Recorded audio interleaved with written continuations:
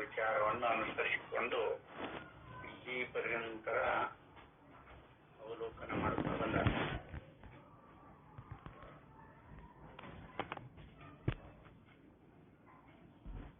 ಜ್ಞಾತೃ, ಜ್ಞಾನ, ಜ್ಞೇಯ. ಜ್ಞಾತೃ ಅಂದ್ರೆ ಪ್ರಮಾತೃ, ಜ್ಞೇಯ ಅಂದ್ರೆ ಪ್ರಮಾಣಗಳು, ಜ್ಞೇಯ ಅಂದ್ರೆ ವಿಷಯಾದಿಗಳು, ಜ್ಞಾನ ಅಂದ್ರೆ ಪ್ರಮಾಣಗಳು. ಇವ್ಯಾವು ಆತ್ಮನಲ್ಲ ಅಂತ ಹೇಳಿ ಇದಕ್ಕೆ ಅನೇಕ ಉಪನಿಷತ್ತಿನ ಆಧಾರವನ್ನು ಕೊಟ್ಟಾರ, ಉಪದೇಶಾಸ್ತ್ರೀಯ ಆಧಾರವನ್ನು ಕೊಟ್ಟ. ಮತ್ತೆ ಇದಷ್ಟೇ ಅಲ್ಲದೆ ಜ್ಞಾತೃ, ಜ್ಞಾನ, ಜ್ಞೇಯ ಇವ್ಯಾವು ಆತ್ಮನಲ್ಲ ಅಂತ ಹೇಳುವುದಲ್ಲದೆ ಅರಿಯುತ್ತಾನೆ, ಮಾಡುತ್ತಾನೆ, ಇದು ಯಾವ ರೂಪದ ಅಧ್ಯಾಸದಿಂದೊಡಗೂಡಿ ಚೈತನ್ಯ ಆಭಾಸ, ಈ ಚೈತನ್ಯದ ಆಭಾಸದಲ್ಲ, ಅದನ್ನು ಅಂತಃಕರಣದಲ್ಲಿ ಕಲಬೆರಕೆ ಮಾಡಿಕೊಂಡಾಗ ಅರಿಯುತ್ತಾನೆ, ಮಾಡುತ್ತಾನೆ, ಕೇಳುತ್ತಾನೆ ಅಂತ ಅಧ್ಯಾಸ ಆಗಿದೆ ವಿನಃ ಆತ್ಮನಲ್ಲಿ ಅರಿಯುವಿಕೆ, ಮರೆಯುವಿಕೆ ಅದು ಇರುವುದಿಲ್ಲ.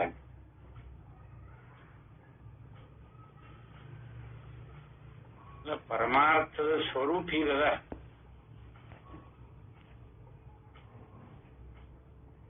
ಪರಮಾರ್ಥದ ಸ್ವರೂಪ ಹೀಗದ. ಅದು ಜ್ಞಾತೃ ಸ್ವರೂಪ ಅಲ್ಲ, ಜ್ಞಾನ ಸ್ವರೂಪ ಅಲ್ಲ, ಜ್ಞೇಯ ಸ್ವರೂಪ ಅಲ್ಲ.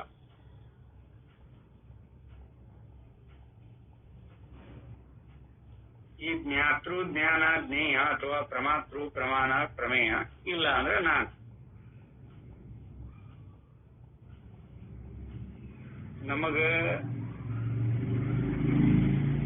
ನಾವು ಎಲ್ಲೇ ಇದ್ರೂ ನಾನನ್ನು ಹಿಡ್ಕೊಂಡ ವ್ಯವಹಾರ ಮಾಡಿ ಮಾಡಿ ಅಭ್ಯಾಸ ಆಗಿರ್ತದೆ. ಅಧ್ಯಾಸ ವ್ಯಾಖ್ಯಾನಕಾರರು ಹೇಳ್ಯಾರ, ಅವನು ಕಲ್ಪಿತ ಪುರುಷ. ಅನುಭವ ಸಾರದೊಳಗೆ 1ನೇ ಸಂಧಿ 4ನೇ ಸೂತ್ರದೊಳಗೆ ಹೇಳ್ಯಾರು, ಪರದೊಳಗೆ ಅಕಸ್ಮಿತನಾದನಿ ಕಲ್ಪಿತ ಪುರುಷ. ಈ ಕಲ್ಪಿತ ಪುರುಷನ ಅಭಿಮಾನ ಇಟ್ಟುಕೊಂಡೇ ವ್ಯಾವಹಾರಿಕ ಮತ್ತು ಪ್ರಾತಿಭಾಷಿಕ ಸತ್ಯಗಳು ಜರುಗಿರೋದು. ಆದ್ರೆ ಪಾರಮಾರ್ಥಿಕದೊಳಗ ಇವ್ಯಾವು ಅದರೊಳಗೆ ಪ್ರವರ್ತಿಸುವುದಿಲ್ಲ. ಈ ವ್ಯಾವಹಾರಿಕ ಪ್ರಜ್ಞೆ ಅದಲ್ಲ, ಜ್ಞಪ್ತಿ ಅಂತ ನೀನು ಹೇಳ್ಕೊತ ಬಂದ್ರೆ ಅರಿವುನು ಕೂಡ ಪರಮಾರ್ಥಕ್ಕೆ ಅದು ಒಂದು ಶಬ್ದ ಅಲ್ಲ ಅಂತಾನೆ ಹೇಳ್ಯಾರ. ಯಾಕಂದ್ರೆ ಅದು ಕ್ರಿಯೆಯನ್ನ ಅಥವಾ ಕರ್ತವ್ಯವನ್ನ ಆಶ್ರಯಿಸಿ ಇರುವಂತ ಶಬ್ದದ ಅರಿಯುವುದು. ಕರ್ತೃ ಇಚ್ಛಾ ಪಟ್ಟಾಗ ಅರಿತ, ಅವನ ಇಚ್ಛಾ ಇರಲಿಲ್ಲ ಅಂದ್ರೆ ಇಲ್ಲ, ಅಲ್ಲಿಗೆ ಮುಗಿದು ಹೋಗ್ತಾವ. ಈ ಅರಿವನ್ನ ಅರಿವು ಅಂತ ತಿಳ್ಕೊಂಡು ವ್ಯವಹಾರ ಮಾಡಿವಲ್ಲ ನಾವೇ, ಇವ್ಯಾವ ಆತ್ಮಸ್ವರೂಪಗಳಲ್ಲ ಅನ್ನೋದಕ್ಕೆ ಪ್ರಮಾಣವೇ ಒಂದಲ್ಲ, 53, 54, 55, 56 ಪ್ರಮಾಣಗಳನ್ನ ಇಟ್ಟುಕೊಂಡ ಹೇಳ.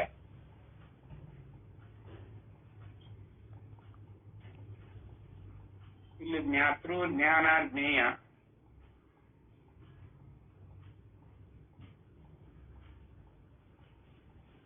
ಇವು ವ್ಯವಹಾರದೊಳಗೆ ಪ್ರಯೋಜನ ಹೊಂದವ ಇಲ್ಲ ಅಂತ ಹೇಳಿಲ್ಲ ಅವರು. ಪ್ರಯೋಜನ ಜ್ಞಾತೃ, ಜ್ಞಾನ, ಜ್ಞೇಯ ಇಟ್ಕೊಂಡು ವ್ಯವಹಾರ ಬೇಕಾದಷ್ಟು ಮಾಡ್ಯಾರ. ಈಗ ಯಾರಾದ್ರೂ ತಪಸ್ಸು ಮಾಡಬೇಕಾದ್ರೂ ಪರಮಾತ್ಮನ ಇಟ್ಟುಕೊಂಡ ಕರ್ತೃ ಬುದ್ಧಿಯಿಂದ ಇಟ್ಟುಕೊಂಡ, ಉಪಾಸನೆ ಮಾಡಬೇಕಾದ್ರೂ ಕರ್ತೃತ್ವ ಬುದ್ಧಿ ಇಟ್ಟುಕೊಂಡ, ಶ್ರವಣ ಮಾಡಬೇಕಾದ್ರೂ ಕರ್ತೃತ್ವ ಬುದ್ಧಿ ಇಟ್ಟುಕೊಂಡ, ಎಲ್ಲದಕ್ಕೂ ಕರ್ತೃ ಬೇಕಾ? ಈ ಪರಮಾತ್ಮ ಬೇಕೇ ಬೇಕು, ಅವ ಜ್ಞಾತೃ. ಆದ್ರೆ ಇದೆಲ್ಲವೂ ವ್ಯಾವಹಾರಿಕ ದೃಷ್ಟಿಯೊಳಗೆ ಇರುವುದೇ ವಿನಃ ಆತ್ಮಾನುಭವದೊಳಗೆ ಇದು ಯಾವುದು ಪ್ರವರ್ತಿಸುವುದಿಲ್ಲ. ಈ ಜ್ಞಾನ ಶಬ್ದಗಳು ಯಾವುವು ಅಲ್ಲಿ ಪ್ರಯೋಜನ ಹೊಂದಿಲ್ಲ ಅಂತ ಹೇಳ್ಕೊಂತ ಬಂದಿಲ್ಲ ಇಲ್ಲಿ ತನಕ.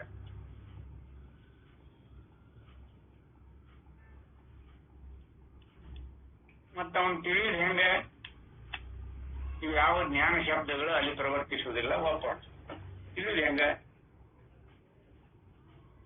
ಇವು ಯಾವನ ಸ್ವರೂಪ ಅಲ್ಲ ಅಲ್ಲ ಅಂತ ನೇತಿಗಳದು ಅಲ್ಲಿ ಏನು ಉಳಿಮೆ ಬರುತ್ತೋ ಅದೇ ಆತ್ಮಸ್ವರೂಪ. ಅದನ್ನು ಇದಂತ ಯಾವ ಶ್ರುತಿಕಾರರಾಗಲಿ ಸ್ಮೃತಿಕಾರರಾಗಲಿ ಪುರಾಣ ಇತಿಹಾಸದೊಳಗಾಗಲಿ ಬೆರಳು ಮಾಡಿ ಎಲ್ಲಿ ತೋರಿಸಿದ್ದಿಲ್ಲ. ಇವನ್ನ ನೋಡ ಆತ್ಮ ಅಂತ ಬೆರಳು ಮಾಡಿ ತೋರಿಸಿದ್ದು ಯಾವನಾರ ಧೀರಿದ್ದಾನೇನ? ಜೀವತ್ವದ ಬಗ್ಗೆ ಅಥವಾ ಆ ಬ್ರಹ್ಮಸ್ವರೂಪದ ಬಗ್ಗೆ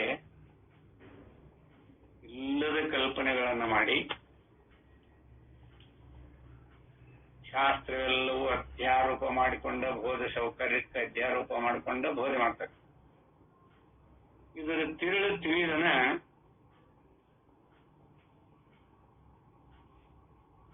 ನಮ್ಮ ಅವನ್ನ ಇಟ್ಟುಕೊಂಡು ಎಲ್ಲರಿಗೂ ಗೊತ್ತದೆ ಈ ನಾನೆಂಬುದು ಆತ್ಮಾನುಭವ ಅಲ್ಲ, ಪ್ರಸಿದ್ಧ ಅದ ನಾನು ಇಲ್ಲ ಅಂತ ಹೇಳಿಲ್ಲ. ಆದ್ರೆ ಅವನು ಕಲ್ಪಿತ ಪುರುಷ ಅಂತ ಅವ್ರು ಹೇಳ. ಅವ್ರು ಹೇಳಿದ್ದಾರೆ ಒಪ್ಪಬೇಕ, ಶಂಕರರನ್ನು ಬಿಡೋಣ. ಈ ಪರಮಾತ್ಮ ಅಥವಾ ಅಹಂ ಚೈತನ್ಯದ ತಪ್ಪು ತಿಳುವಳಿಕೆಯಿಂದ ಅದನ್ನ ಆಭಾಸ ರೂಪದೊಳಗೆ ಅಹಮ್ಮನ್ನು ಕಲ್ಪಿಸಿಕೊಂಡಾನ ಅಂತ ಇವರು ಒಳತಿರಲು ಹೇಳಿದರು. ತಪ್ಪು ತಿಳುವಳಿಕೆನ ಕಾರಣ ಇದಕ್ಕ ಅದು ನೈಸರ್ಗಿಕ. ಯಾಕೆ ತಪ್ಪು ತಿಳ್ಕೋಬೇಕಾಗಿತ್ತು ಅಂತಂದಿಲ್ಲ, ಅದು ನೈಸರ್ಗಿಕ. ಒಂದನ್ನು ಇನ್ನೊಂದಾಗಿ ತಿಳಿಯೋದು ನೈಸರ್ಗಿಕ. ಅದಕ್ಕೆ ಯಾವ ಕಾರಣಾದಿಗಳು ಇಲ್ಲ ಅಂತ ಸ್ಪಷ್ಟವಾಗಿ ಹೇಳ್ಯಾರ. ಸತ್ಯಾನೃತೆ ನಿತನೀಕೃತ್ಯ ಮಮೇದಂ ಇದಂ ನೈಸರ್ಗಿಕೋಯಂ ಲೋಕ ವ್ಯವಹಾರ ಅಂತ ಹೇಳ್ಕೊತ ಬಂದಾರ. ಅದಕ್ಕೆ ಯಾವ ಕಾರಣ ಇಲ್ಲ.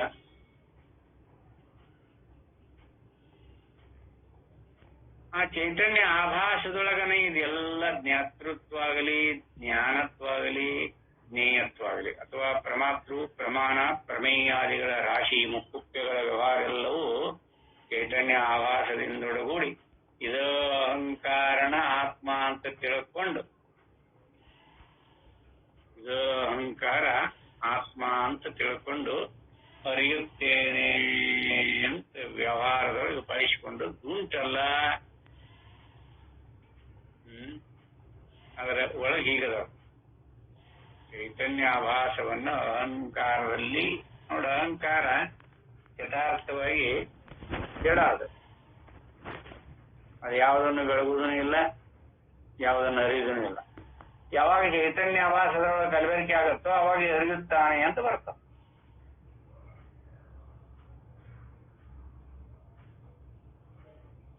ಅದಕ್ಕೆ ಇವತ್ತ ಅದೇ ವಿಷಯವನ್ನ ನೋಡ್ರಿ, ಇಲ್ಲಿ ಕನ್ನಡಿ ದೃಷ್ಟಾಂತ ಕೊಟ್ಟಿದ್ರಲ್ಲ ಹಿಂದವ್ರು. ಕನ್ನಡಿಗೆ ಪ್ರತಿಬಿಂಬ ತೋರಿಸ್ತೈತಲ್ಲ, ಅದು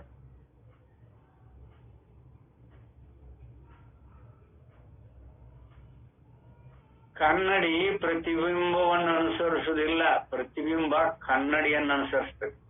ನೋಡಿ ಅಲ್ಲೇ ಎಷ್ಟು ಇದೆ ನಮ್ಮ ಅಜ್ಞಾನ ಯಾವ ರೂಪದಲ್ಲಿ ಇಡ್ಕೊಳ್ತಾರೆ.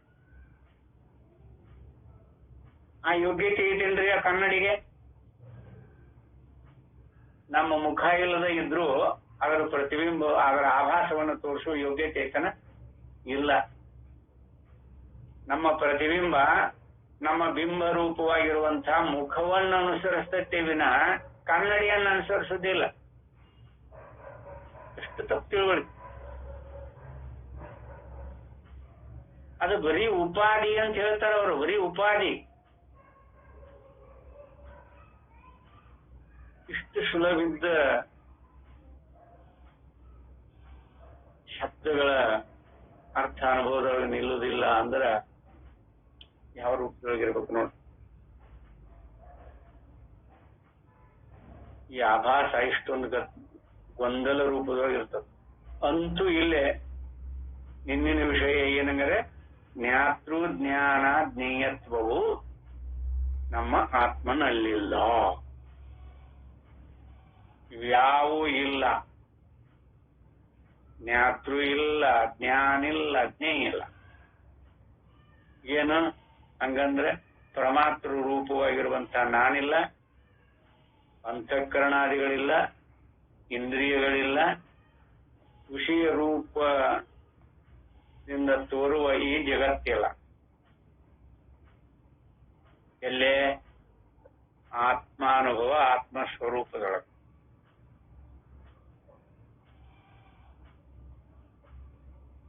ಇದು ಗೊತ್ತಾಗಿರ್ಬೇಕಲ್ಲ. ಇವು ಯಾವ ಆತ್ಮಸ್ವರೂಪ ಅಲ್ಲ ಅಂತ ನಿರ್ಣಯ ಆಗಿರ್ಬೇಕಲ್ಲ ಇವತ್ತು.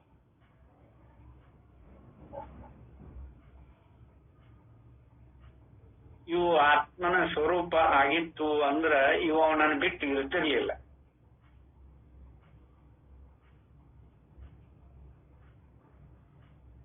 ಸ್ವರೂಪ ವಿಕಾರ ಹೊಂದುದಿಲ್ಲಲ್ಲ.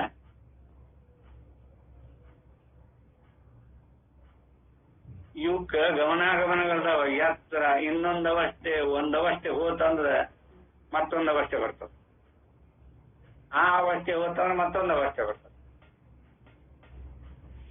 ಇವು ಮೂರನ್ನು ಸಾಕ್ಷಿಗನಾಗಿ ನೋಡುವಂತ ಸಾಕ್ಷಿ ಯಾವಾಗ ಇರುವುದಿಲ್ಲ.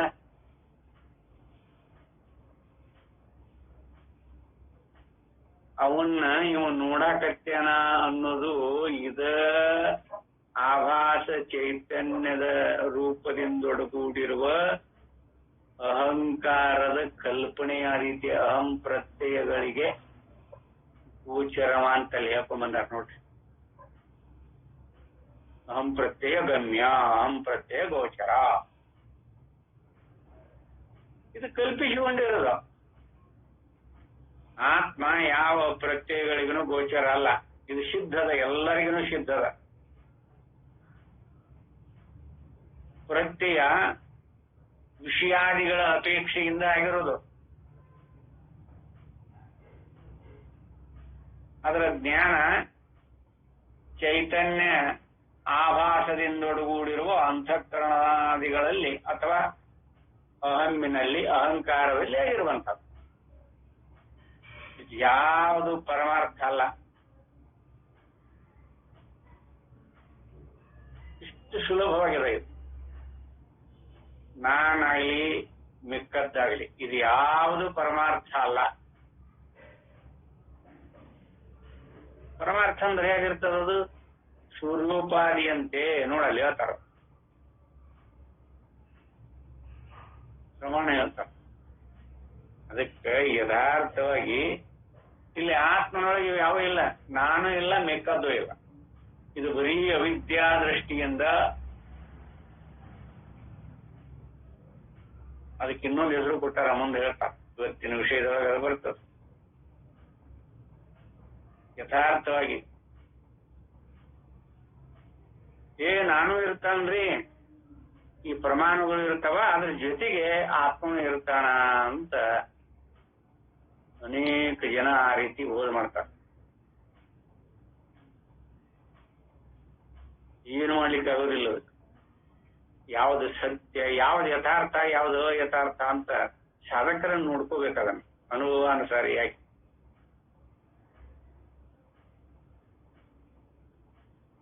ಅಧ್ಯಾರೂಪ ಮಾಡ್ಕೊಂಡು ಹೇಳುವಾಗ ಇದು ಅಧ್ಯಾರೂಪನೋ ಏನ್ ಅಪವಾದನೋ ಇದನ್ನು ವಿಂಗಡಿಸಿಕೊಂಡು ನೋಡಕ್ ಬಾರದೆ ಎಷ್ಟೋ ಜನ ಕನ್ಫ್ಯೂಸ್ ಮಾಡ್ಕೊಂಡು ಹೇಳ್ತಾರೆ.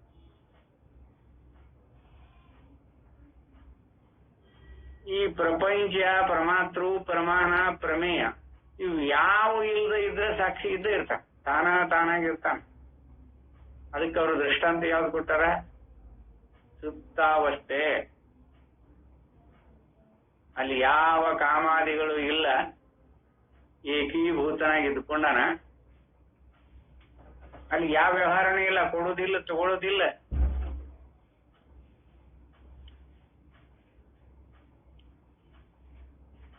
ಈ ಪರಮಾತ್ಮವಿನ ಅಭಿಮಾನದಿಂದ ಅದನ್ನ ಅಜ್ಞಾನ ತಾಮಸ ಗುಣದಿಂದ ನಿದ್ರಿ ಅಂತ ಹೇಳ.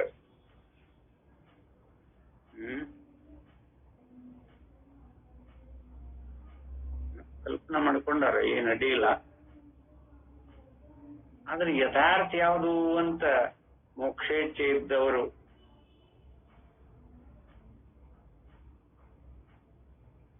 ಶಂಕರಾಚಾರ್ಯರ ಅಭಿಮತದೊಳಗೆ ಈಗದ. ಅದು ನಿಮ್ಮ ಅನುಭವಕ್ಕೆ ಬಂದ್ರೆ ಹಿಡ್ಕೊಳ್ರಿ, ಇಲ್ಲಾಂದ್ರೆ ಬಿಟ್ಟು ಬಿಡ್ರಿ. ನಮಗೆ ಇರ್ತದ, ನಮ್ದು ಎಲ್ಲಿ ಹೋಗುದಿಲ್ಲ.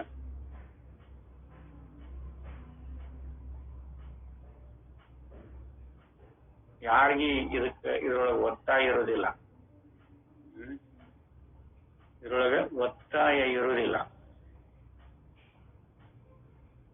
ಅವ್ರಿಗಿಷ್ಟ ಇದ್ದದ್ದಲ್ಲೋ ಅವ್ರ ಕರ್ತೃತ್ವ ಹೇಗಿರ್ತಂತೆ ಹೇಗೆ ಹಿಡ್ಕೊತೈತೆ ಅದು. ಅವ್ರ ಕರ್ತೃತ್ವ ಯಾವುದನ್ನ ಅಪೇಕ್ಷೆ ಇಚ್ಛಾ ಮಾಡ್ಬೇಕು ಅದನ್ನ ಹಿಡ್ಕೊಳ್ಳುತ್ತೆ. ಇದ್ರಾಗ ವಿಧಿ ಪಡಿಸೋಕೆ ಕಾರಣ ಕೆಲಸ ಏನದ? ವಿಧಿ ಪಡಿಸುವಂತಿಲ್ಲ ಶಾಸ್ತ್ರ. ಶಾಸ್ತ್ರ ವಿಧಿ ಪಡಿಸೋದೇ ಇಲ್ಲ ಅಂತಾನೆ ಹೇಳಿ, ಅದು ಅನುವಾದ ಮಾಡುತ್ತೆ ಅಂತಾನೆ ಹೇಳ್ತಾರೆ. ಅದಕ್ಕೆ ಯಥಾರ್ಥ ರೂಪದೊಳಗೆ ಯಾವುದಿತ್ತುಕೊಂಡಿದೆಯೋ ಅದನ್ನ ಅನುಭವ ಮಾಡಬೇಕೆ ವಿನಃ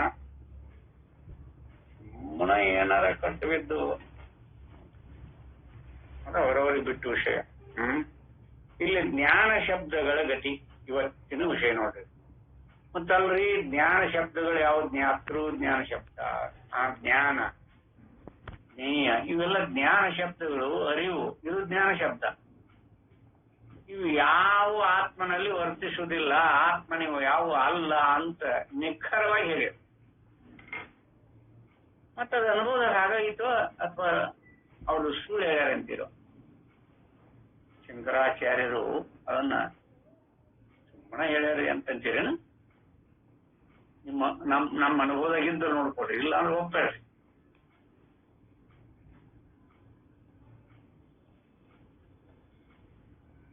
ಈಗ ಪರಮಾತ್ರುವಿನ ವ್ಯಾಪ್ತಿ ಎಲ್ಲಿಂದ ಎಲ್ಲಿ ತನಕ ಐತಿ ಮೊದಲ ಅದನ್ನು ಪರಮಾತ್ರುವಿನ ಸ್ವರೂಪ ನೋಡ್ಬೇಕು. ಎಚ್ಚರವನ್ನ ಮೀರಿ ಈ ಪರಮಾತ್ಮ ಏನಾದ್ರೂ ಅವನು ವ್ಯವಹಾರನ ಮಾಡ್ಲಿ, ಬೇಡ ಅಂತಲ್ಲ. ಎಚ್ಚರವನ್ನ ಮೀರಿ ಏನಾದ್ರೂ ಈ ಪರಮಾತ್ಮ ವ್ಯವಹಾರ ಮಾಡ್ಯದ್ದು ಉಂಟಾ? ಅಥವಾ ಆ ಪರಮಾತ್ಮಗೆ ಜೀವ ಅಂತ ಕಲ್ಪನೆ ಮಾಡ್ಕೊಂಡಾರ?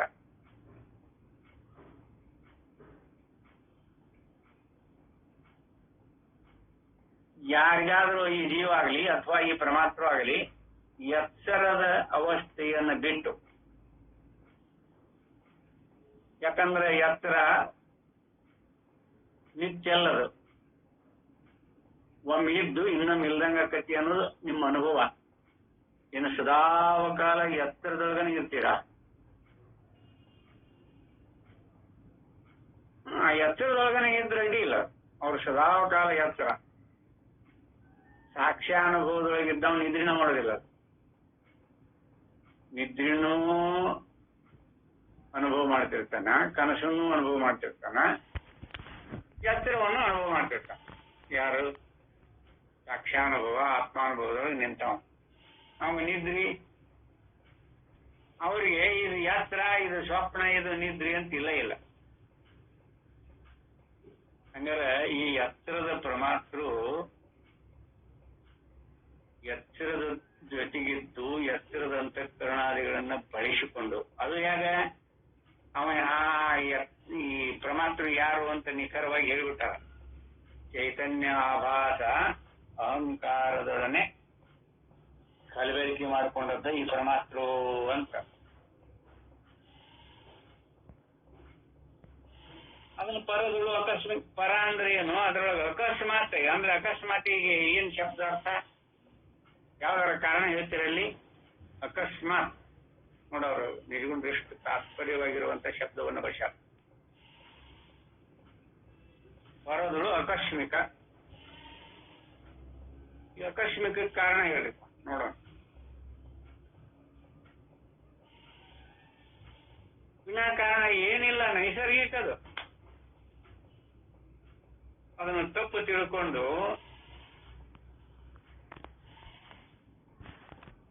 ಅದನ್ನು ಬೋಧ ಸೌಕರ್ಯಕ್ಕೆ ಆಭಾಸ ಅಂತ ಕರ್ಕೊಂಡು ತಪ್ಪು ತಿಳುವಳಿಕೆಯಿಂದ ಆಭಾಸ ಅದು ಅಹಂಕಾರದೊಳಗೆ ಪ್ರವರ್ತಿಸ್ತದ. ಅವಾಗ ಅದಕ್ಕೆ ಅರಿತೈತಿ ಅಂತ ವ್ಯವಹಾರ ಪ್ರಾರಂಭ ಆಗ್ತದೆ ನೋಡಿ. ಅಂತಃಕರಣಾದಿಗಳು ಅದಕ್ಕೆ ಹಿಂದೂ ಹೇಳ್ಕೊಂಡ್ ಬಂದಾರ ಅವ್ರು. ಎಲ್ಲೇ ಗೌಡಪಾದ ಹೃದಯದೊಳಗ ಎಷ್ಟು ಮಾರ್ಮಿಕವಾಗಿ ಹೇಳ್ಯಾರ ಗೊತ್ತೇನ? ನೆನಪಿರ್ಬೇಕದ.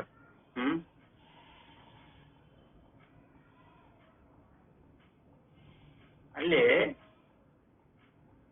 ಅಹಮ್ಮು ಯಾವಾಗ ಅಂತಃಕರಣಾದಿಗಳಿಂದೊಡಗೂಡಿ ಸಂಯೋಗ ಹೊಂದಿದಾಗ ಅಥವಾ ಅವುಗಳಿಂದ ಒಡಗೂಡಿದಾಗ ಅದಕ್ಕೆ ಅಹಂಕಾರ ಅಂತ ಶಬ್ದ ಬಂದ. ಅವಾಗನ ಅರಿಯುವುದು ಮರೆಯುವುದು ಏನು ಗುಣಧರ್ಮಾದಿಗಳದಾವ ಅವೆಲ್ಲ ಅದ್ರ ಮೇಲೆ ಆರೋಪ. ವ್ಯವಹಾರ ಅಂದ್ರೆ ಹಂಗ ಪ್ರಾರಂಭ ಆಗೈತೆ ಅಂತ ಅಲ್ಲೇ ಬರೋದಳು. ಅದ ಆತ್ಮ ಪ್ರಕಾಶವನ್ನ ತಪ್ಪಾಗಿ ತಿಳ್ಕೊಂಡು ಅಹಮ್ಮು ಅಂತ ತಿಳ್ಕೊಂಡ ಅಷ್ಟದು. ಅವನು ಪರಮಾತ್ಮ. ಇದನ್ನ ಬಿಟ್ರೆ ಮತ್ತೇನು ಇಲ್ಲ. ಬೇರೆ ಏನಾರ ಇದ್ರೆ ಹೇಳ್ರಿ. ಆಕಸ್ಮಿಕ ಅಂತಂದ್ರೆ ಏನರ್ಥ? ಏನಾದ್ರು ಕಾರಣ ಉಂಟೇನ್ರಿ? ಆಕಸ್ಮಿಕ ಅವ್ರು ಎಷ್ಟು ಸೂಕ್ಷ್ಮ ಶಬ್ದ ಬಳಸ್ಯಾರ ನೋಡಕ್.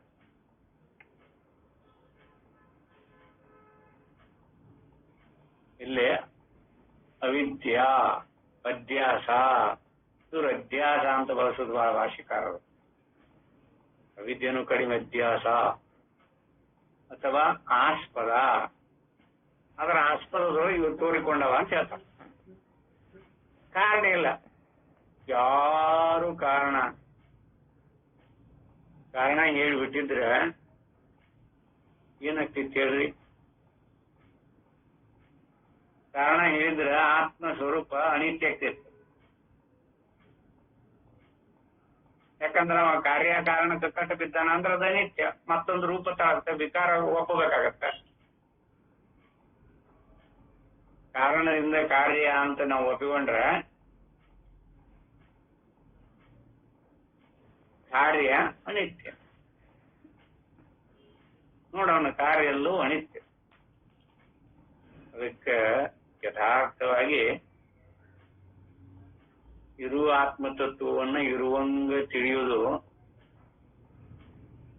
ಬಹಳ ಸುಲಭ.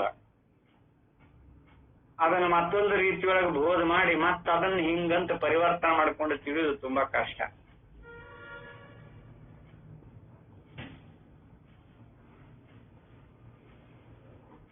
ನೂರ 20 ಮಂದಿನ ಒಬ್ಬರು ಸ್ವಾಮಿಗಳು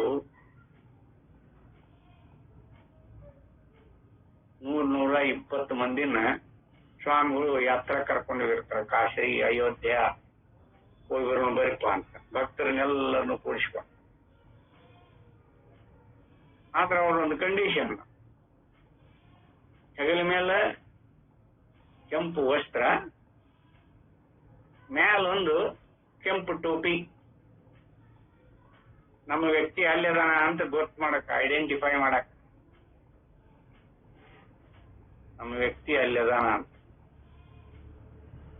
120 ಮಂದಿನ ಹೆಂಗ್ ಕಂಟ್ರೋಲ್ ಮಾಡೋದು?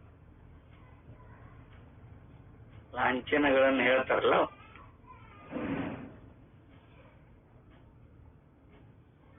ಅಲ್ಲೇ ಯಥಾರ್ಥವಾಗಿ ಇಲ್ಲಿನೂ ಹಾಗೆ ಆಗಿರೋದು. ಯಾವ ಸ್ವರೂಪದಿಂದ ಅಹಂಕಾರ, ಪ್ರಮಾತೃ, ಜ್ಞಾನ, ಜ್ಞಾತೃ, ಜ್ಞೇಯ ಇವೆಲ್ಲ ಬರೀ ಐಡೆಂಟಿಫೈ ಮಾಡ್ಕೊಳ್ಳೋದಕ್ಕೆ, ಗುರುತು ಮಾಡ್ಕೊಳ್ಳೋದಕ್ಕೆ ವ್ಯವಹಾರಿಕ ದೃಷ್ಟಿಯೊಳಗೆ ಇವನ್ನೆಲ್ಲ ಒಪ್ಕೋಬೇಕು. ವ್ಯವಹಾರ ಆತ್ಮಸ್ವರೂಪ ಅಲ್ಲದು. ಅದಕ್ಕೆ ಯಥಾರ್ಥವಾಗಿ ಇಲ್ಲ ಮೇಲೆ ಜ್ಞಾತೃ ಅಲ್ಲ ಅಂದ್ರಿ, ಜ್ಞಾನ ಅಲ್ಲಂದ್ರಿ, ಜ್ಞೇಯ ಅಲ್ಲ, ಇವು ಯಾವ ಅಲ್ಲ ಆತ್ಮನಲ್ಲಿ ಪ್ರವರ್ತಿಸುವುದೇ ಇಲ್ಲ. ಎಲ್ಲರ ಅನುಭವದೊಳಗೂ ಆಗಲ್ಲ. ನೋಡು, ಮಾಂಡವ್ಯ ಉಪನಿಷತ್ತು ಅದನ್ನು ಹೇಳ್ಕೊತ ಬಂದಾರ.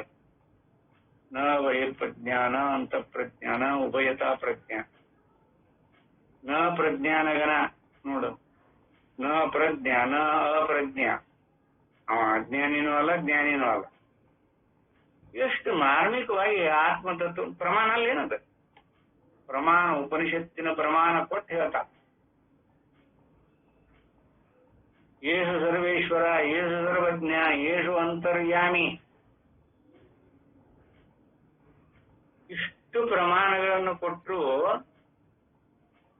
ನಮ್ಮ ಪರಮಾತ್ಮನ ವ್ಯಾಪ್ತಿ ಬಲ ಎಷ್ಟೈತಿ ನೋಡಿ. ನಮ್ಮಲ್ಲಿ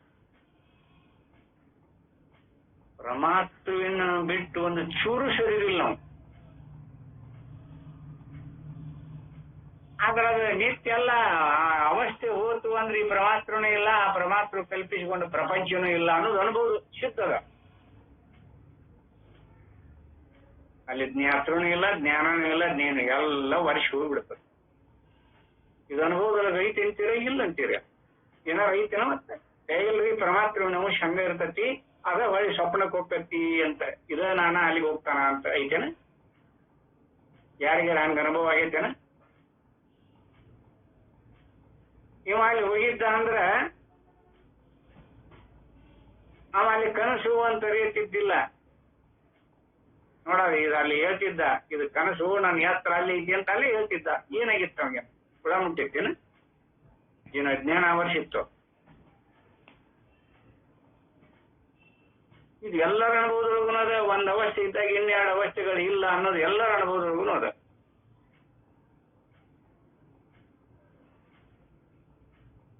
ವಿಸರ್ಜಂತು ಮುಟ್ತು ಅಂದ್ರೆ ಮನುಷ್ಯಾಗ ಮೊಬ್ಬು ಬರ್ತೈತಲ್ಲ. ಈ ಪರಮಾತ್ಮ ಅಲ್ಲಿ ಹೋದಾಗ ಇವ್ಗೆ ಏನಾರ ಆ ಹುಳು ಅಥವಾ ವಿಸರ್ಜಂತು ಮುಟ್ಟಿತ್ತೇನ? ಅದನ್ನ ಅಲ್ಲಿ ಇದು ಕನಸು, ನಾನು ಯಾತ್ರ ಅಲ್ಲಿ ಐತಿ ಅಂತ ಯಾಕೆ ತಿಳಿಯಲಿಲ್ಲ? ಇದ ಪರಮಾತ್ಮ ಅಲ್ಲಿ ಹೋಗಿದ್ರೆ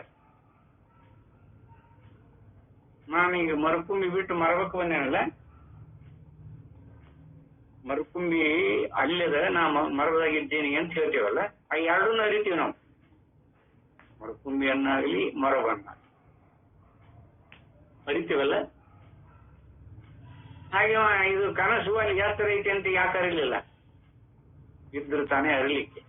ಅಜ್ಞಾತ್ರನೂ ಇಲ್ಲ, ಜ್ಞಾನನೂ ಇಲ್ಲ. ಆ ಅವಸ್ಥೆಯೊಳಗ ಇರುವಂತ ಸಾಮಗ್ರಿಗಳ ನೆನಪು ಒಂದೂ ಇಲ್ಲ, ಯಾವುದೂ ಇಲ್ಲ.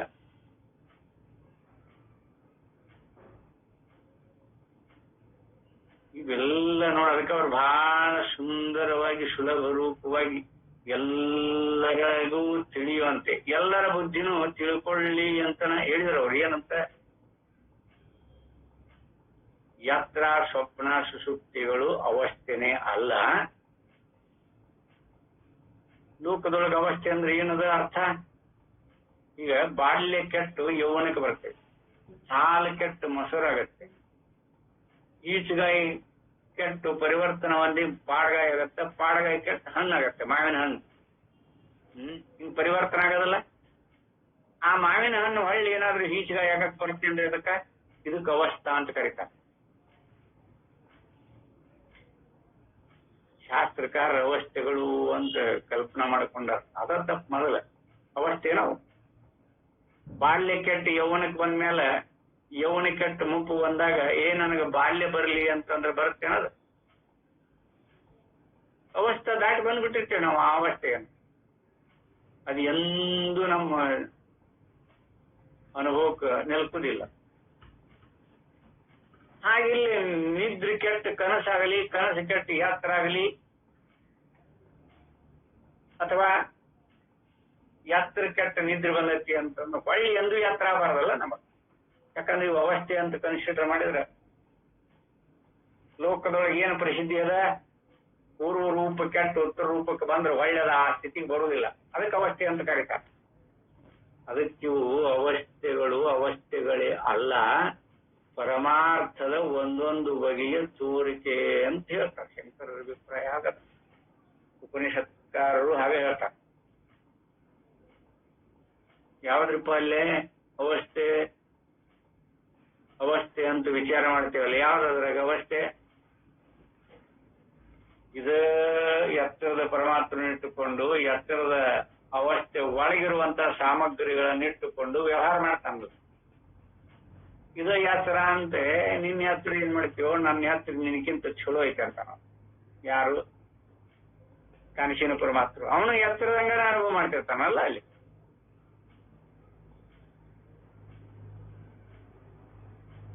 ಏನದ ಪರಮಾರ್ಥ ಯಾಗ ಅನುಭವಾನುಸಾರಿಯಾಗಿ ಕಂಡುಕೋಬೇಕಂತ ಎಷ್ಟು ಪರಿಪರಿಯಿಂದ ನಾವು ಅವಲೋಕನ ಮಾಡಿದ್ರು ಈ ಪ್ರಮಾತೃ ಅಥವಾ ಜ್ಞಾತೃ ಜ್ಞಾನಾಜ್ಞೇಯಾದಿಗಳನ್ನಿಟ್ಟುಕೊಂಡು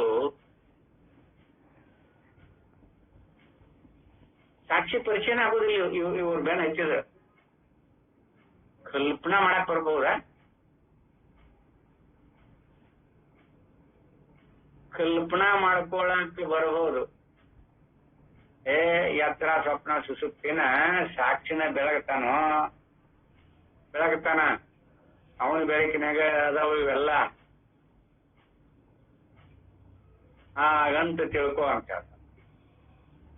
ಇದೆಲ್ಲ ಈ ಎತ್ತರದ ಪರಮಾತ್ಮನ ಕಲ್ಪನಾ ಒಪ್ಪೋಣ. ಆದ್ರೆ ಒಂದ್ ಅವಸ್ಥೆ ಇದ್ದಾಗ ಇನ್ನೆರಡು ಅವಸ್ಥೆಗಳು ಎಲ್ಲಿಯೂ ಇಲ್ಲ ಅಂತ ಯಾರಿಗ ಅನುಭವ ಆಗೈತಿ? ಏನ ಸಾಕ್ಷ್ಯಾನುಭವನ ಇದು ಈ ಪರಮಾತ್ಮನ ಅನುಭವನ. ಇವ ಮತ್ತೊಂದು ಅವಸ್ಥೆ ನೋಡಿಲ್ಲ. ಈ ಎತ್ತರದ ಪರಮಾತ್ಮರು ಮತ್ತೊಂದು ಅವಸ್ಥೆಯನ್ನು ನೋಡೇ ಇಲ್ಲ. ನಿದ್ರೂ ನೋಡಿಲ್ಲ, ಏನ್ ಕನಸು ನೋಡಿಲ್ಲ. ಇವ ನೋಡಿದ್ರೆ ಇಲ್ಲೋ ನಾ ನೋಡಿದ್ದೆ, ನನಗ ಅನುಭವ ಆಗ್ಯಾವು. ಇಲ್ಲಿ ಎಷ್ಟೋ ವ್ಯತ್ಯಾಸದಿಂದ ಇದ ಎತ್ತರದ ಪರಮಾತ್ಮರು ಅಥವಾ ಅವಂಗ ಜೀವ ಅಂತ ಸಂಬೋಧನೆ ಮಾಡಿಕೊಂಡು ಇವೆಲ್ಲ ಜೀವನಿಗೇನಾಗ್ಯಾವ ಅಂತ ಹೇಳ್ತ. ಜೀವನಲ್ಲಿ ವಿಕಾರತ್ವಿಲ್ಲ. ಜೀವನಲ್ಲಿ ವಿಕಾರ ಯಾರಾದ್ರೂ ಕಂಡೀರ?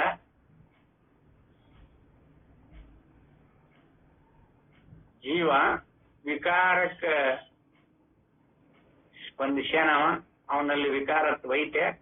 ಅಥವಾ ಅವನು ಯಾವ್ದಾದ್ರು ಕಾಲದಾಗ ಇದ್ದಾನ? ಜೀವ ಕಾಲ ದೇಶದೊಳಗಿದ್ದಾನ? ಈಗ ಹುಟ್ಟಿದಾಗ ಒಂದು ನಾಮಕರಣ ಮಾಡ್ತಾರಲ್ಲ, ನಾಮಕರಣ ಮಾಡಿದ್ರೆ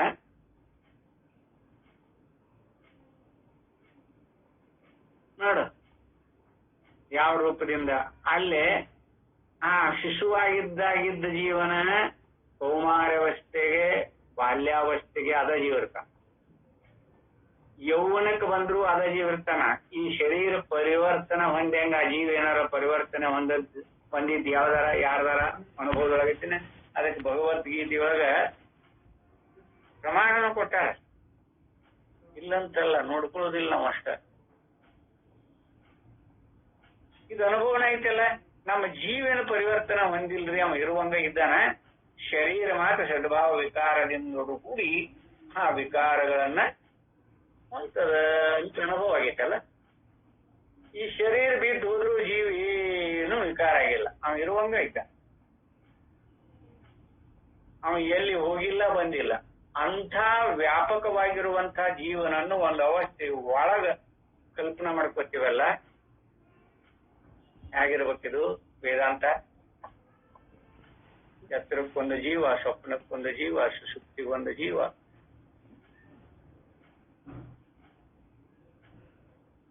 ಜೀವನನ್ನ ನೋಡು, ಜೀವೋ ಬ್ರಹ್ಮೈವ ನ ಪರಃ ಅಂತ ಹೇಳ್ಕೊಂಡು ಬಂದದ ಶ್ರುತಿ. ಅದನ್ನ ಯಾಕೆ ಕಲ್ಪಿಸಿಕೊಂಡಾರ? ಜೀವ ಅಂತ ಯಾವ್ದಕ್ಕೆ ಸಂಬೋಧನೆ ಮಾಡ್ಯಾರ ಇಲ್ಲಿ ಇವರು?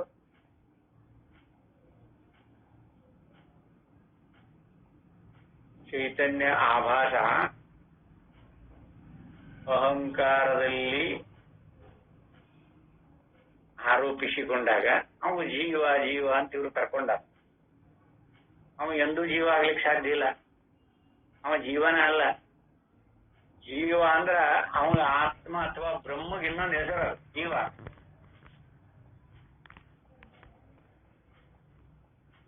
ಅಂತ ಜೀವ ಬಂದೈತಿ ಅಂತ ಹೇಳ್ತಾರ. ಇನ್ನು ಅದು ಇನ್ನೊಂದು ಹೆಸರು, ಪರಬ್ರಹ್ಮನ ಇನ್ನೊಂದು ಹೆಸರು. ಅದು ಪರಮಾತ್ಮನಿಗೆ ಇನ್ನೊಂದು ಹೆಸರು. ಅದು ಅನೇಕ ಹೆಸರು. ನೋಡ್ರಿ ಅನುಭವದಾಗ ನೋಡ್ರಿ ಅವ್ ಏನಾರ ವಿಕಾರ ಈ ಶರೀರದ ಜೊತೆಗೆ ವಿಕಾರ ಹೊಂದಿತ್ತು ಯಾರಿಗಾರ ಅನುಭವಕ್ಕೆ ಐತನ? ಅವನಲ್ಲಿ ವಿಕಾರ ಇಲ್ಲ, ಮತ್ತ ಅವನಲ್ಲಿ ಕಾಲಿಲ್ಲ, ದೇಶ ಇಲ್ಲ. ಯಾರ್ಯಾರ ಅನುಭವಕ್ಕಲ್ಲ ಅಂತ ಅನಿಸಿದ್ರೆ ಹೇಳ್ರಿ, ಸಂದೇಹ ಬಂದ್ರೆ ನೋಡ್ಕೊಳ್ರಿ, ಇನ್ನೂ 10 ಸಾರಿ ನೋಡ್ಕೊಳ್ರಿ.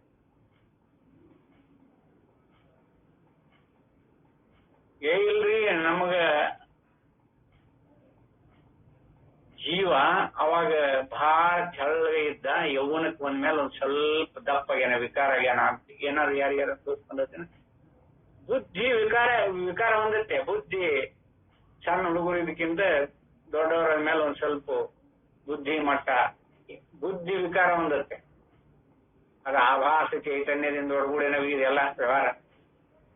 ಆತ್ಮ ವಿಕಾರ ಹೊಂದಿಲ್ಲ, ಜೀವನ ವಿಕಾರ ಹೊಂದಿಲ್ಲ. ಜೀವ ಅನ್ನೋದು ಅತ್ಯಾಸದಿಂದ ಏನೇನೋ ಕಲ್ಪನೆ ಮಾಡ್ಕೊಂಡ. ಯಾರಿಗಾದ್ರೂ ಅದು ವಿಕಾರ ಆಗಿದ್ದು ಏನಾದ್ರೂ ಉಂಟಾ? ಆಗಿದ್ರೆ ಹೇಳ್ರಿ, ಅಡ್ಡಿ ಇಲ್ಲ, ನಾವು ಒಪ್ಕೋತೀವಿ. ಇಲ್ರಿ ಇಂಥಲ್ಲೇ ಜೀವ ಈಗ ವಿಕಾರ ಹೊಂದ್ಯಾನ ನೋಡ್ರಿ ಅಂತ ಹೇಳಿ, ಅಥವಾ ಇಂಥ ಕಾಲದೊಳಗ ಅವ ಇದ್ದ ಅಂತ ಹೇಳಿ. ಶರೀರದ ಅಪೇಕ್ಷೆಯನ್ನು ಬಿಟ್ಟು, ಶರೀರ ಜೀವ ಅಲ್ಲ, ಶರೀರ ಜೀವ ಅಲ್ಲ, ನೀವು ಒಪ್ಕೊಂಡಿದ್ದದು. ಶಾಸ್ತ್ರಕಾರರು ಹೇಳ್ತಾರಂತಲ್ಲ,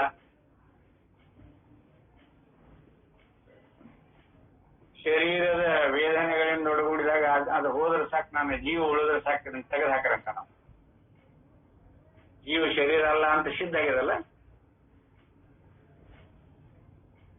ಆ ಶರೀರದ ಅಪೇಕ್ಷೆ ಇಲ್ಲದ ಜೀವನ ಉತ್ಪತ್ತಿ ಯಾವಾಗ ಕೇಳ್ರಿ? ಕಾಲಕ್ಕೆ ಕಟ್ಟಬಿದ್ದನವ. ನಾವು ಡೇಟ್ ಆಫ್ ಬರ್ತ್ ಇಟ್ಕೊಂಡು ನಾವು ಇಂಥ ತಾರೀಕಿಗೆ ಹಿಂಗ ಹುಟ್ಟೇನ್ರಿ ಅಂತ ಹೇಳ್ತೇವೆ ನಾವು. ಯಾವುದೋ ಒಂದು ತಾರೀಕು, ತಿಂಗಳ, ಯಾವ್ದು ಹುಟ್ಟಿರೋದು? ಪ್ರಾಣದಿಂದ ಒಡಗೂಡಿರುವಂತ ಈ ಶರೀರ ದೃಶ್ಯವಾಗಿ ಕಂಡದ ಪ್ರಾಣ, ಇದು ಪ್ರಾಣದ ಕೆಲಸ. ಈ ಪ್ರಾಣದ ಕ್ರಿಯಾ ಕಾರ್ಯಗಳನ್ನ ಆ ಜೀವನ ಮೇಲೆ ಆರೋಪ ಮಾಡಿ ನೋಡ, ಅವಂಗ ಆ ಬ್ರಹ್ಮನಿಗಿನ ಆ ಜೀವೇಶ್ವರ, ಈಶ್ವರ ಅಂದ್ರೆ ಒಡೆಯ.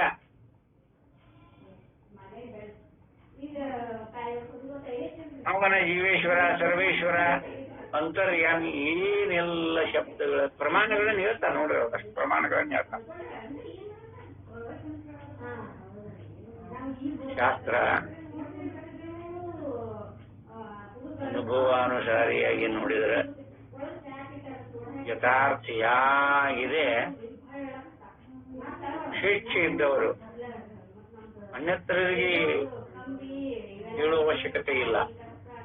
ಯಾರಿಗೆ ಆತ್ಮನ ಯಥಾರ್ಥ ತಿರಳನ್ನ ತಿಳಿಬೇಕು ಅನ್ನುವ ಇಚ್ಛಾ ಇತ್ತು, ಈ ಭವದಿಂದ ಪಾರಾಗಬೇಕು ಅನ್ನುವಂತ ಉತ್ಕಟ ಇಚ್ಛಾ ಇದ್ದವರು ಅನುಸರಿಸಿಕೊಂಡು ಅನುಭವದೊಳಗೆ ನೋಡು. ಅನುಭವಕ್ಕೆ ಬಹಳ ಪ್ರಾಧಾನ್ಯ. ಅದು ಸಾರ್ವತ್ರಿಕ, ಎಲ್ಲೋ ವೈಯಕ್ತಿಕ ಆಗುವಂತಹ ಅನುಭವ ಇಲ್ಲಿ ಹಿಡಿಬಾರ್ದು. ವೈಯಕ್ತಿಕ ಅನುಭವ ಯಾರು ಹಿಡಿಬಾರ್ದು. ಆ ವೈಯಕ್ತಿಕ ಅನುಭವ, ಅವರ ಬುದ್ಧಿ, ಅವ್ರ ಇದು, ಅದು ವೈಯಕ್ತಿಕ, ವ್ಯಕ್ತಿಗತ. ಅದಕ್ಕೆ ಹಂಗಾರೆ ಇಂಥ ಜ್ಞಾನ ಶಬ್ದಗಳು ಆತ್ಮನಲ್ಲೇ ಪ್ರವರ್ತಿಸುವುದಿಲ್ಲ ಅಂತ ನೀವು ಹೇಳಿದ ಮೇಲೆ, ಜ್ಞಾತೃ ಪ್ರವರ್ತಿಸುವುದಿಲ್ಲ, ಜ್ಞಾನ ಪ್ರಮಾಣಗಳು ಪ್ರವರ್ತಿಸುವುದಿಲ್ಲ, ಮತ್ತೆ ಜ್ಞೇಯ ರಾಶಿನೂ ಅವನಲ್ಲಿ ಇರುವುದಿಲ್ಲ. ಹೀಗೆಲ್ಲ ಹೇಳಿದ ಮೇಲೆ ಹಂಗಾರೆ ಈ ಜ್ಞಾನ ಶಬ್ದಗಳ ಗತಿ ಏನು ಅಂತ ಹೇಳ್ತಾರ. ಅಂತತರ್ಹೀನ ಮುಖ್ಯಾರ್ಥೋ ನ ಅಪಿ ಗೌಣಃ ಕಥಂಚನ ಧ್ಯಾನಾದಿತ್ಯಾದಿ ಶಬ್ದಶ್ಯ ಗತಿರ್ವಾಚ್ಯ ತಥಾಪೀತು. ಆಕ್ಷೇಪ ಮಾಡ್ತಾರೆ ನೋಡ್ರಿ. ಸರಿ, ಹಾಗಾದರೆ ಅರಿಯುತ್ತಾನೆ ಮುಂತಾದ ವೇದ ಶಬ್ದಕ್ಕೆ ಹೇಗೂ ಮುಖ್ಯಾರ್ಥವೂ ಇಲ್ಲ, ಗೌಣಾರ್ಥವೂ ಇಲ್ಲ, ಆದರೂ ಅದಕ್ಕೆ ಗತಿಯನ್ನು ಹೇಳಬೇಕು. ನೋಡ್ರಿ, ಧರ್ಮ ಜಿಜ್ಞಾಸ ಕೂಡಿಸ್ಬೇಡ್ರೆ ಇಲ್ಲಿ ಮತ್ತೆ. ಹಾಗಾದರೆ ಅರಿಯುತ್ತಾನೆ ಮುಂತಾದ ಅರಿಯುತ್ತಾನೆ, ಇದನ್ನಷ್ಟ ತೋಳ್ರಿ. ಮತ್ತೆ ಬೇರೆ ಬೇರೆ ಬೇರೆ ಬೇರೆ ವಿಧಿಪಡಿಸಿರ್ತದೆ ವೇದ, ಸಂಹಿತೆ ಭಾಗದೊಳಗೆ ವಿಧಿಪಡಿಸಿರ್ತದೆ, ಧರ್ಮ ಜಿಜ್ಞಾಸದೊಳಗೆ. ಅದನ್ನೇನು ಕೂಡಿಸುವಂತಿಲ್ಲ. ಇಲ್ಲೇ ಅರಿಯುತ್ತಾನೆ ಮುಂತಾದ ವೇದ ಶಬ್ದಕ್ಕೆ ಹೇಗೂ ಮುಖ್ಯಾರ್ಥವೂ ಇಲ್ಲ, ಗೌನಾರ್ಥವೂ ಇಲ್ಲ. ಆದರೂ ಅದಕ್ಕೆ ಗತಿಯನ್ನು ಹೇಳಬೇಕು. ಆದರೂ ಅದಕ್ಕೆ ಗತಿ ಹೇಳ್ಬೇಕು ನೋಡಿ. ಇದು ಬಹಳ ಮಹತ್ವಪೂರ್ಣವಾಗಿರುವಂತ ಶಬ್ದಾನಾಮ ಯಥಾರ್ಥತ್ವೇ ವೇದಸ್ಯ ಅಪ್ಯಪ್ರಮಾಣತಃ ಸ ಚ ನಿಷ್ಠ ತतो ಗ್ರಾಹ್ಯ ಗತಿರಸ್ಯ ಪ್ರಸಿದ್ಧಿತ. ಅದಕ್ಕೆ ಶಬ್ದಗಳು ಯಥಾರ್ಥವಾಗಿಲ್ಲದೆ ಹೋದರೆ ವೇದವು ಅಪ್ರಮಾಣವಾಗಬೇಕಾಗುವುದು. ವೇದಿಷ್ಟೆಲ್ಲ ಹೇಳ್ಕೊಂಡು ಬಂದೈತಿ, ಮತ್ತಿದು ಅಪ್ರಮಾಣ ಕಟ್ಟಿಲ್ರಿ, ಏನಿರ್ತತಿ ಅಂತ ಕೇಳ್ತಾರ. ಅದು ಇಷ್ಟವಲ್ಲ. ಅದಕ್ಕೆ ಪರಿಹಾರ ಏನು? ಆದ್ದರಿಂದ ಇದಕ್ಕೆ ಲೋಕ ಪ್ರಸಿದ್ಧಿಯಿಂದಲೇ ಗತಿಯನ್ನು ಗ್ರಹಿಸಬೇಕಾಗಿದೆ. ಲೋಕ ಪ್ರಸಿದ್ಧಿ ಅಂದ್ರೇನು? ವ್ಯವಹಾರಿಕ ಸತ್ಯತ್ವದಿಂದನೇ ಆ ವೇದದೊಳಗಿರುವಂತಹ ಶಬ್ದಗಳನ್ನ ಗ್ರಹಿಸಬೇಕು ವಿನಃ ಅದನ್ನ ಆ ರೂಪದಿಂದನ ಆಗ ಸಿದ್ಧ ಮಾಡ್ತಾರೆ ನೋಡ್ರಿ. ಪ್ರಸಿದ್ಧಿರ್ಮೂಢೋ ಲೋಕಸ್ಯ ಯತಿ ಗ್ರಾಹ್ಯ ನಿರಾತ್ಮತಃ ಲೋಕಾಯತಿಕ ಸಿದ್ಧಾಂತಃ ತಾ ಚ ಅನಿಷ್ಠ ಪ್ರಸಜ್ಯತೆ. ಅವಿಯುಕ್ತ ಪ್ರಸಿದ್ಧಶ್ಚೇತ್ ಪೂರ್ವಂ ವಿವೇಕತಃ ಗತಿಶೂನ್ಯಂ ನ ವೇದೋ ಅಯಂ ಪ್ರಮಾಣಂ ಸಂವತ್ ಇತ್ಯುತಃ. ಆಕ್ಷೇಪಣ ನೋಡಿ, ಇಲ್ಲಿ 2 ಆಕ್ಷೇಪಗಳನ್ನು ಮಾಡಿದ್ರೆ ಇಲ್ಲೊಂದು ಆಕ್ಷೇಪ ನೋಡಿ. ಮೂಢ ಜನರ ಪ್ರಸಿದ್ಧಿಯನ್ನು ತೆಗೆದುಕೊಂಡರೆ ಆಗ ಆತ್ಮನೇ ಇಲ್ಲ. ಯಾರಾದರೂ ಮೂಢರು, ಮಂದಬುದ್ಧಿಯವರು ಆತ್ಮ ಅನಾತ್ಮ ವಿವೇಕ, ಆತ್ಮ ಒಬ್ಬ ಇದ್ದಾನ, ಅವನು ವಿವೇಕ ಮಾಡಿ ತಿಳ್ಕೋಬೇಕು, ನಮ್ಮ ಮುಕ್ತಿ ಆಕತಿ ಅಂತ ಅವರ ಗೋಜಿ ಹೋಗೋದಿಲ್ಲ. ಸುಮ್ಮನೆ ಯಥಾರ್ಥ ತಮ್ಮ ಕಾಯಕ ಏನೈತೆ ಅದನ್ನ ಮಾಡೋದೈತಿ, ಊಟ ಮಾಡೋದೈತಿ, ಆರಾಮ್ ನಿದ್ದೆ ಮಾಡೋದೈತಿ, ಮತ್ತೆ ಏನೇ ಪ್ರಾತಃ ಕಾಲ ಎದ್ದು ತಮ್ಮ ಕರ್ತವ್ಯಕ್ಕೆ ಹೋಗೋದೈತಿ. ಅವ್ರಿಗೆ ಚಿಂತನ ಮಂಥನ ಇದ್ರ ಬಗ್ಗೆ ಅವ್ರಿಗೆ ಏನು ಕಲ್ಪನಾ ಇರಲ್ಲ. ಅಂಥವ್ರಿಗೆ ಆತ್ಮನೇ ಇಲ್ಲ.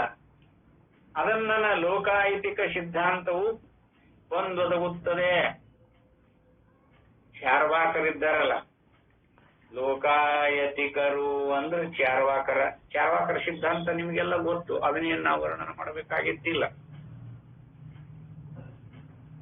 ಸಾಲ ಶೂಲವನ್ನಾದರೂ ಮಾಡಿ ಮೃಷ್ಟಾನ್ನ ಭೋಜನ ಅಥವಾ ಸಕ್ರಿ ತುಪ್ಪ ಉಂಡು, ಸಾಲ ಏನಾರ ಮಾಡಿ ಸಕ್ರಿ ತುಪ್ಪ ಉಂಡು ದೇಹ ಸುಖದಿಂದ ಇಟ್ಟು ಅದು ಸತ್ಯ ಅಂದ್ರೆ ಮೋಕ್ಷ ಆದಂಗ.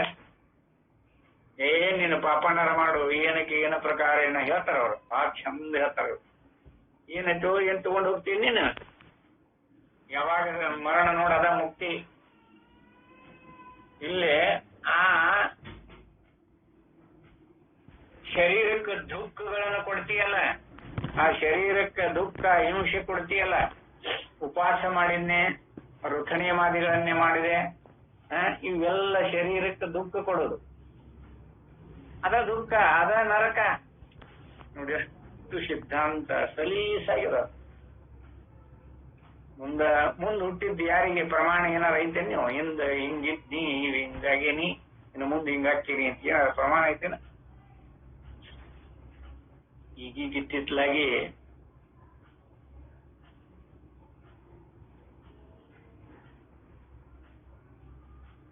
ಅದನ್ನು ಒಪ್ಕೊಳಕತ್ತ. ಮೊದಲ ವಿಜ್ಞಾನವಾದಿಗಳು ಅದನ್ನು ಒಪ್ಪಿರ್ಲಿಲ್ಲ.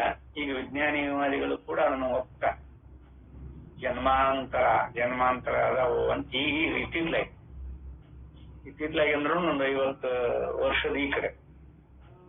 ಅಲ್ಲಿ ಮೊದಲಂತೂ ಪೂರ್ಣ ಇತ್ತು. ಈಗ ಇವರು ಒಪ್ಪಿರ್ಲಿಲ್ಲ, ಈಗ ಮತ್ತೆ ಒಪ್ಲಿಕ್ಕತ್ತಾರ. ಅದಕ್ಕೆ ಅಲ್ಲಿ ಅನೇಕ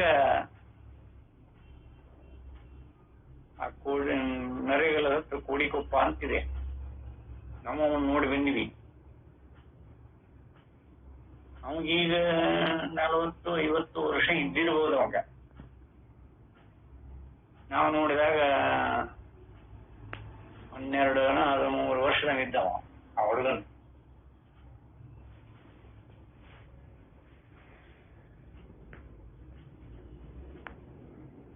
ಈಗ 30 ವರ್ಷದಿಂದ ಆ ಗದಗನು ಕೂಡ ಧಾರವಾಡ ಡಿಸ್ಟಿಕ್ಗೆ ಇತ್ತು. ಧಾರವಾಡ ಡಿಸಿನ ಹೋಗಿ ಅದನ್ನೆಲ್ಲ ಇದನ್ನ ಮಾಡ್ಕೊಂಡು ನೋಡಿ ಬಂದಿದ್ರು. ಅವ್ರನ್ನ ಕರ್ಕೊಂಡು ಹೋಗಿದ್ರು ಅವ್ರು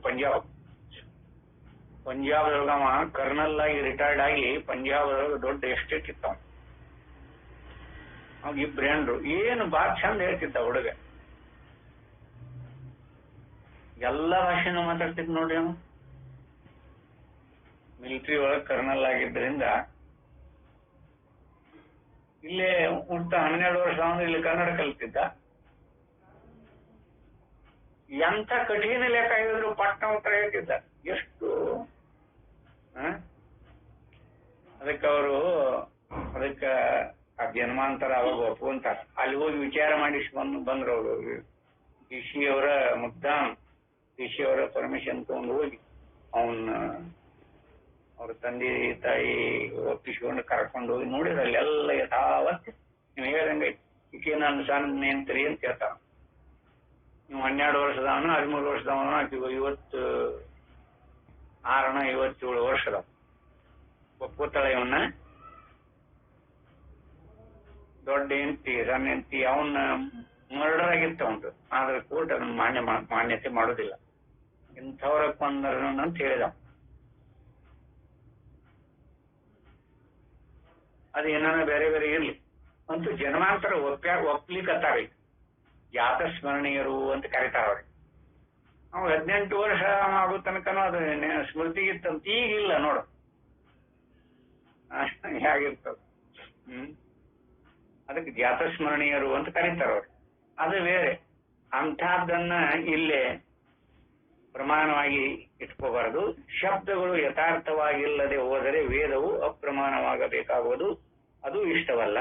ಆದ್ದರಿಂದ ಇದಕ್ಕೆ ಲೋಕ ಪ್ರಸಿದ್ಧಿಯಿಂದಲೇ ಗತಿಯನ್ನು ಗ್ರಹಿಸಬೇಕಾಗಿದೆ. ಪ್ರಸಿದ್ಧಿರ್ಮೂಢೋ ಲೋಕಸ್ಯ ಯದಿಗ್ರಾಹ್ಯ ನಿರಾತ್ಮತಃ ಲೋಕಾಯತಿಕ ಸಿದ್ಧಾಂತ ಸಹ ಅನಿಷ್ಟ ಪ್ರಸಜ್ಯತೆ. ನೋಡಿ ಹೇಳ್ಕೊತ ಬಂದಾರ ಇಲ್ಲಿ 59-60ನೇ ಶ್ಲೋಕದೊಳಗ. ಲೋಕಾಯತರು ಅಂದ್ರ ಚಾರ್ವಾಕರು. ಅದು ಇಷ್ಟವಿಲ್ಲ. ತಿಳಿದವರ ಪ್ರಸಿದ್ಧಿಯನ್ನು ತೆಗೆದುಕೊಂಡರೆ ಹಿಂದೆ ಹೇಳಿದಂತೆ ಜ್ಞಾತೃತ್ವಾದಿಗಳು ಯಾರಿಗೆ ಸೇರಿದವೆಂಬುದನ್ನು ವಿಂಗಡಿಸಿ ಹೇಳುವುದಕ್ಕೆ ಬರುವುದಿಲ್ಲ. ಜ್ಞಾತೃ ಜ್ಞಾನ ಜ್ಞೇಯ ಯಾರಿಗೆ ಸೇರಿವೆವು? ಆತ್ಮನಿಗೋ?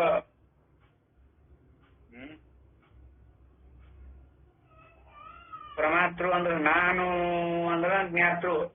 ಈ ನಾನು ಯಾರಿಗೆ ಸೇರಿದ್ದಿದೋ ಇಂಥವ್ರಿಗೆ ಸೇರಿದ್ದು ನಾನು ಅಂತ ನಿರ್ಣಯ ಮಾಡ್ರಿ. ಅದಕ್ಕದ ಅಸ್ತಿತ್ವದೊಳಗಿಲ್ಲ. ಆದ್ದರಿಂದ ವಿಂಗಡಿಸಿ ಹೇಳುವುದಕ್ಕೆ ಬರುವುದಿಲ್ಲ. ಪ್ರಮಾಣವಾದ ವೇದವು ಯಾವ ಗತಿಯೂ ಇಲ್ಲದನ್ನು ಹೇಳಲಾರದು. ನೋಡಲ್ಲಿ ಏನಾದ್ರು ಪ್ರಮಾಣವಾದ ವೇದವು ಯಾವ ಗತಿಯನ್ನು ಇಲ್ಲದ್ದು ಹೇಳಲಾರದು. ವೇದ ಅಂತೂ ಸುಳ್ಳು ಹೇಳಿಕ್ ಸಾಧ್ಯ ಇಲ್ಲ. ಇದೇನ ಐತಿ ಅಂತ ಹೇಳ್ತಾರೆ. ಅದಕ್ಕಾದರ್ಶೇ ಮುಖ ಸಾಮಾನ್ಯಂ ಮುಖಶ್ರೇಷ್ಠಂ ಈ ಮಾನವೈ ಮುಖಶ್ಯ ಪ್ರತಿಬಿಂಬೋ ಹಿ ಮುಖಕಾರೇಣ ದೃಶ್ಯತೆ. ಯತ್ರ ಯಶ್ಯ ಅವಭಾಸಸ್ತು ತಯೋರೇವ ಅವಿವೇಕತಃ ಜಾನಾತಿಥಿ ಕ್ರಿಯಾಂ ಸರ್ವೋ ಲೋಕೋ ವ್ಯಕ್ತಿ ಸ್ವಭಾವತಃ. ನೋಡಿ ದೃಷ್ಟಾಂತ ಎಷ್ಟು ಚಂದ ಕೊಟ್ಟ. ಕನ್ನಡಿಯಲ್ಲಿರುವ ಮುಖದ ಹೋಲಿಕೆಯನ್ನು ಮುಖಕ್ಕೆ ಜನರು ಒಪ್ಪಿಕೊಳ್ಳುತ್ತಲೇ ಇರುತ್ತಾರೆ. ಕನ್ನಡಿಯೊಳಗ ತೋರುವ ಈ ಪ್ರತಿಬಿಂಬ ಐತಲ್ಲ, ಅದು ನಮ್ಮ ಮುಖ ಏನ್ರಿ? ಯಥಾರ್ಥವಾಗಿ ನಮ್ಮ ಮುಖ ಏನದು ಅಲ್ಲ, ಪ್ರತಿಬಿಂಬ. ಆದ್ರೂ ಲೋಕ ನೋಡಲ್ಲಿ ಅದಕ್ಕೆ ಲೋಕ ದೃಷ್ಟಿ ಹೇಗಿರ್ತದೆ. ಕನ್ನಡಿಯಲ್ಲಿರುವ ಮುಖದ ಹೋಲಿಕೆಯನ್ನು ಅಂದ್ರೆ ಪ್ರತಿಬಿಂಬವನ್ನು ಮುಖಕ್ಕೆ ಜನರು ಒಪ್ಪಿಕೊಳ್ಳುತ್ತಲೇ ಇರುತ್ತಾರೆ. ಏಕೆಂದರೆ ಮುಖದ ಪ್ರತಿಬಿಂಬವು ಮುಖದ ಆಕಾರದಲ್ಲಿ ಕಾಣಿಸುತ್ತದೆ. ಮುಖದ ಪ್ರತಿಬಿಂಬ ಮುಖದ ಆಕಾರದಲ್ಲಿ ಕಾಣಿಸುತ್ತದೆ. ಎಲ್ಲಿ ಯಾವುದರ ಆಭಾಸವಿರುವುದೋ ಅವೆರಡನ್ನು ವಿಂಗಡಿಸಿಕೊಳ್ಳಲಾರದೆ ಅರಿಯುತ್ತಾನೆ ಎಂದು ಜನರೆಲ್ಲರೂ ಸ್ವಭಾವದಿಂದ ಆತ್ಮನಿಗೆ ಹೇಳುತ್ತಿದ್ದಾರೆ. ಇಲ್ಲಿ ನೋಡ್ರಿ,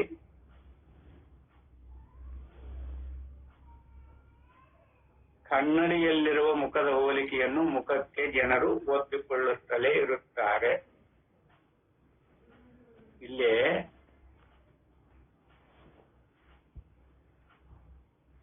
ಆತ್ಮ ನಿರ್ವಿಕಾರ, ಆ ನಿರ್ವಿಕಾರ ಸ್ವರೂಪವನ್ನ ತಿಳಿಯದೇ ಇರುವಾಗ ಅವನು ತಪ್ಪಾಗಿ ಅಹಮ್ಮು ಅಂತ ಕರ್ಕೊಂಡ್ರು. ಈ ಅಹಮ್ಮು ಆಭಾಸದಿಂದೊಡಗು, ಅಹಮ್ಮು ಆಭಾಸ ಅಂತ ಕರೆದ್ರು, ಅವನ ಪ್ರತಿಬಿಂಬ ಅಂತ ಕರೆದ್ರು. ತಪ್ಪು ತಿಳುವಳಿಕೆನ ಅಲ್ಲಿ ಪ್ರತಿಬಿಂಬ ಅಂತ ಕರೆದ್ರು. ಇಲ್ಲೇ ಕನ್ನಡಿಯೊಳಗ ನಮ್ಮ ಮುಖದ ಆಕಾರ ಇರುವುದರಿಂದ ಅದಕ್ಕೆ ಪ್ರತಿಬಿಂಬ ಅಂತ ಕರೆದ್ರು. ಇದಕ್ಕೂ ಅದಕ್ಕೂ ಎಷ್ಟು ವ್ಯತ್ಯಾಸ. ಈ ಸಾದೃಶ್ಯದ ಇಲ್ಲೇ ಕನ್ನಡಿನೂ ವಸ್ತು, ಮುಖವು ಶರೀರ, ಮುಖ ಇದು ವಸ್ತು ರೂಪದೊಳಗದ. ಅಲ್ಲಿ ಬರೀ ತಪ್ಪು ತಿಳುವಳಿಕೆದ. ಆಭಾಸ ಪ್ರತಿರೂಪ ಪ್ರತಿಬಿಂಬ ಅಂತ ಕರೆದಾರ. ಅದಕ್ಕೆ ಒಂದು ಸ್ವಲ್ಪ ಅನುಭವಾನುಸಾರಿಯಾಗಿ ಇಲ್ಲಿ ನೋಡ್ಬೇಕು. ಎಲ್ಲಿ ಯಾವುದರ ಆಭಾಸವಿರುವುದೋ ಅವೆರಡನ್ನು ವಿಂಗಡಿಸಿಕೊಳ್ಳಲಾರದೆ ಅರಿಯುತ್ತಾನೆ ಎಂದು ಜನರೆಲ್ಲರೂ ಸ್ವಭಾವದಿಂದ ಆತ್ಮನಿಗೆ ಹೇಳುತ್ತಿದ್ದಾರೆ. ಯಾಗ ಕನ್ನಡಿಯ ಪ್ರತಿಬಿಂಬ, ಕನ್ನಡಿಯೊಳಗೆ ಪ್ರತಿಬಿಂಬ, ಮುಖದ ಪ್ರತಿಬಿಂಬ ಕಾಣುತ್ತಿಲ್ಲ, ಅದೇನು ಮುಖ ಅಲ್ಲ. ಪ್ರತಿಬಿಂಬ ಕನ್ನಡಿ ಇರಲಿಲ್ಲ ಅಂದ್ರೆ ಗೊತ್ತಾಗೋದಿಲ್ಲ. ಅದು ಕನ್ನಡಿಯನ್ನು ಅನುಸರಿಸುತ್ತೆ.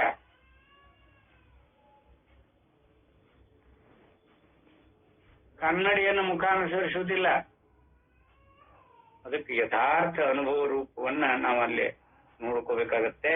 ಅದಕ್ಕೆ ಕನ್ನಡಿಯಲ್ಲಿ ತೋರುವ ಪ್ರತಿಬಿಂಬದಲ್ಲಿ ಕಾಣುವ ದೋಷವನ್ನು ಮುಖಕ್ಕೂ ಹೊಂದಿಸಿಕೊಳ್ಳುವ ಮೂಢರಂತೆ, ಯಾಕಂದ್ರೆ ನೋಡ್ರಿ ಇಲ್ಲಿ ಕನ್ನಡಿಯಲ್ಲಿ ತೋರುವ ಪ್ರತಿಬಿಂಬದಲ್ಲಿ ಕಾಣುವ ದೋಷವನ್ನು ಮುಖಕ್ಕೂ ಹೊಂದಿಸಿಕೊಳ್ಳುವ ಮೂಢರಂತೆ ಜನರು ಚಿದಾಭಾಸದಲ್ಲಿ ಉಪಾದಿಯಿಂದ ಕಾಣುವ ಕರ್ತೃತ್ವವನ್ನು ಚೈತನ್ಯಕ್ಕೂ ಅಂಟಿಸುತ್ತಿದ್ದಾರೆ ಎಂದರ್ಥ. ಇನ್ನು ಹಿಂದೆ 51ನೇ ಶ್ಲೋಕದೊಳಗೆ ಇದನ್ನು ಬಹಳ ಮಾರ್ಮಿಕವಾಗಿ ಹೇಳ್ಕೊಂಡು ಬಂದ. ಏನಂದ್ರೆ ಇಲ್ಲಿ ಚಿದಾಭಾಸದಲ್ಲಿ ಜನರು ಚಿದಾಭಾಸದಲ್ಲಿ ಉಪಾದಿಯಿಂದ ಕಾಣುವ ಕರ್ತೃತ್ವವನ್ನು, ಉಪಾದಿ ಇರಲಿಲ್ಲ ಅಂದ್ರೆ ಕರ್ತೃತ್ವ ಇರುವುದಿಲ್ಲ, ಲಕ್ಷ್ಯ ಇರಲಿ, ಯಾವುದಕ್ಕೆ ಯಾವ್ದು ಉಪಾಧಿಯಾಗೈತಿ ಅಂತ.